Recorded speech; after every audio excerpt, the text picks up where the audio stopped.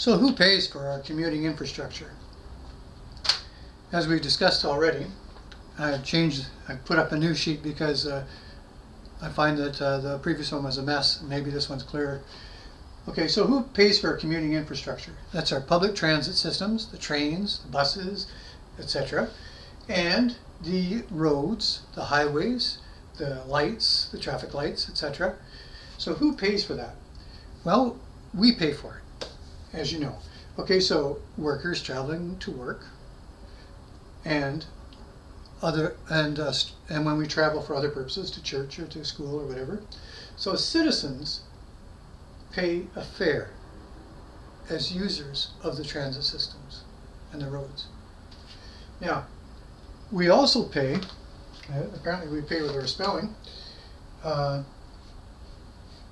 we pay also as citizens, as taxpayers. In addition to paying the fare, we also pay a subsidy.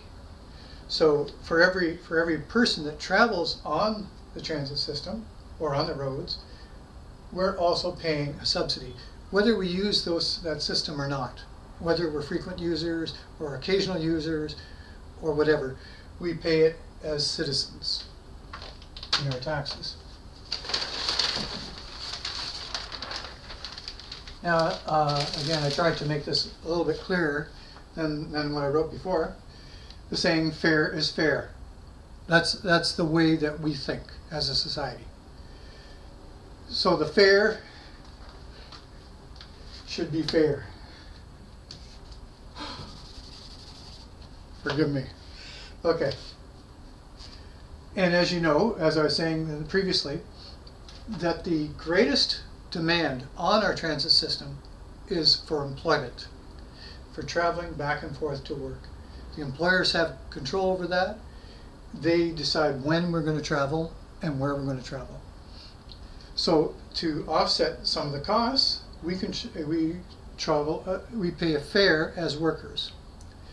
But if there's an employment contract in which both employers and workers are being enriched, and this employment contract is the cause of the massive increases in the cost of transit and roads for subways, etc., highways and toll roads, etc., then employers should pay part of that cost.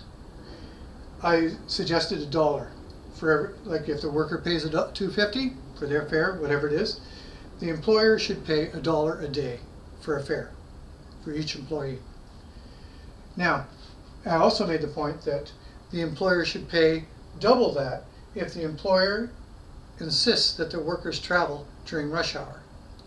So, because this is the time that creates the greatest demand on our systems, on our transit systems and on our road systems, and the greatest demand for all those trillions of dollars that we're going to spend to improve those systems. It would not be necessary if not for rush hour.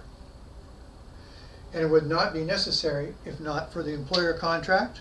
The employers have control over that. And it won't cost them much, if you think of it.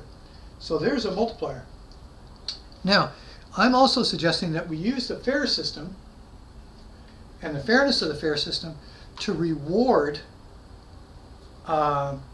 economical use of the transit system, of our road systems, and to encourage that, and to discourage inefficient uses, because those inefficient uses all have to be paid for by us as taxpayers through subsidies.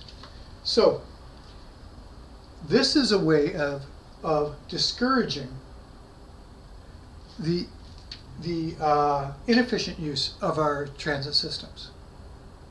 Okay, so when these employers force their workers to travel during rush hour, we'll want to discourage them by making them pay more.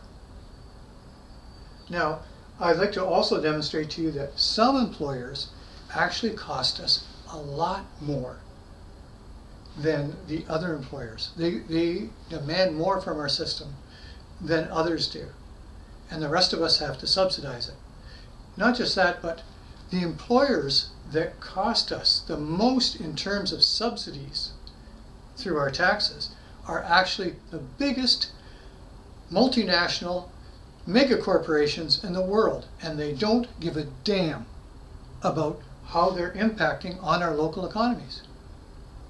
So I'd like to demonstrate that to you, and that the other side of it is that in making this fair system fair, there's a way that even those people, those companies, can reduce their demand on our systems. We can use the fair system to encourage them to cost less, to demand less from us. And I'm going to demonstrate how that can be done. And I think they should be grateful for the fact that these big corporations, for the fact